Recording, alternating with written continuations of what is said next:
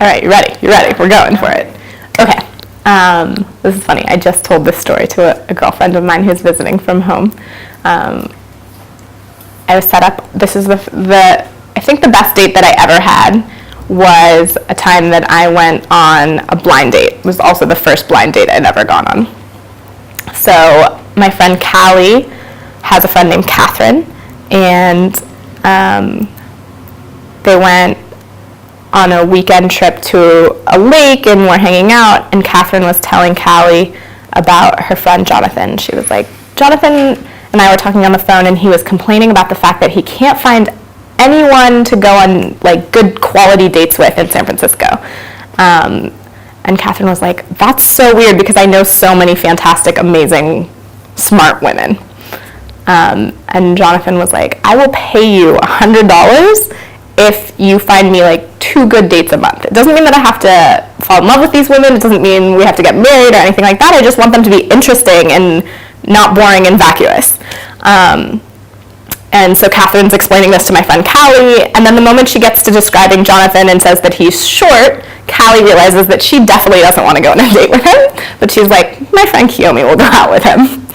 So Callie comes home and she's like, Kiyomi, I've pawned you off on this person. You're going to go on a date with this guy, Jonathan. So I'm like, sure, I'm not dating anyone. I'll go out with Jonathan. So the day comes that we're going to go on a date, and I'm not, for whatever reason, not feeling really excited. I think a week from that day, I was going to actually be coming here to Israel for a month. And it was just sort of an odd time to be trying to go on a date with someone. And also, I didn't know anything about him. I didn't know what he looked like. I didn't know anything about him. So the day comes, and we end up going out. And we go to a really nice bar, and like very immediately, he just totally smitten. He's great. He's like not necessarily super cute. It's not the way that he looks. I'm not immediately really, really attracted to him, but he is just like a really, really good listener and asked really, really good questions. And we just really immediately, conversation is flowing and really, really easy and really, really wonderful. And the night goes on, and we like have a couple of drinks, and then it becomes clear that he had plans after our date, and that if the date hadn't gone well, he was gonna like leave and go out with all of his friends. But he's like, my friend's having a going away party. I think you should come. So he's like, I need to go home and get a jacket, and then we'll go to this bar and go to my friend's going away party. He also runs a high-tech company in San Francisco, so he's very wealthy, which is like weird for me.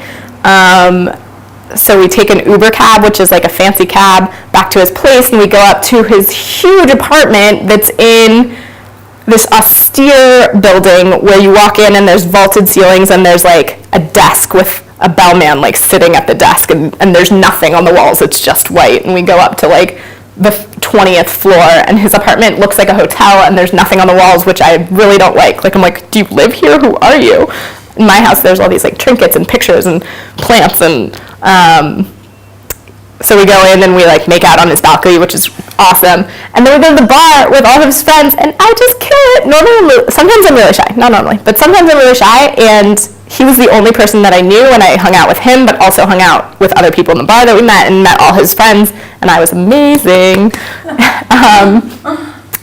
And we hung out the next day, and then I came to Israel for a month. And then I came home from Israel, and I contacted him, and I was like, hey, like, I'm back. Do you want to hang out? And he was like, I'm really busy with work. And I was like,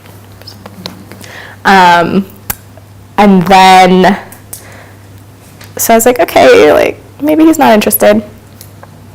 And then I went to Burning Man, and at Burning Man, Catherine, his friend who had set us up, walks into our camp, and in my head, I want to be polite and be like, Catherine, hey, like, how are you? What's going on in your life? But really burning in my mind is only like Jonathan, like, what happened with Jonathan? So I think I disregarded asking her any polite questions about herself. And I was just like, what happened with Jonathan? We went on this amazing date. She was like, yeah, we went on 2 amazing dates. And I was like, whoa, it's weird that you know that. Like, yeah, we went on 2 amazing dates. And then I don't know what happened. She was like, I think he's seeing someone.